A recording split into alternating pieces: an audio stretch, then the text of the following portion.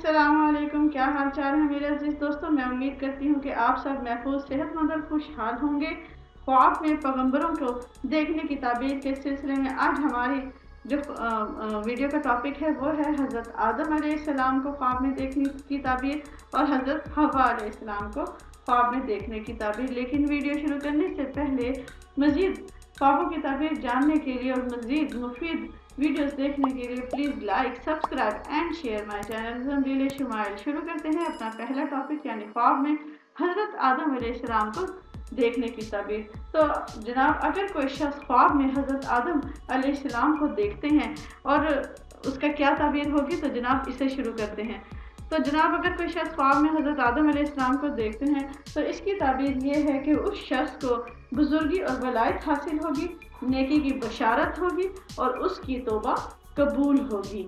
ये तो थी हज़रत आदम अलैहिस्सलाम को ख्वाब में देखने की ताबीर। अब देखते हैं कि ख्वाब में हज़रत हव्वा को देखने की ताबीर क्या होगी। तो जनाब, अगर कोई शख्स ख्वाब में हज़रत हव्वा को देखता है तो इसकी ताबीर कुछ यूँ होगी कि उस शख्स के पास माल दौलत बेइंतहा होगी, वो माल दौलत पाएगा, उसकी उम्र दराज होगी, उसके पास दौलत और उसके पास जो दौलत और है उसमें और रिस्क में उसके बेइंतहा तरक्की होगी।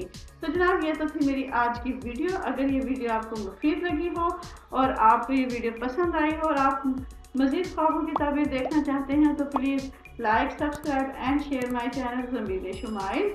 अल्लाह हाफिज़।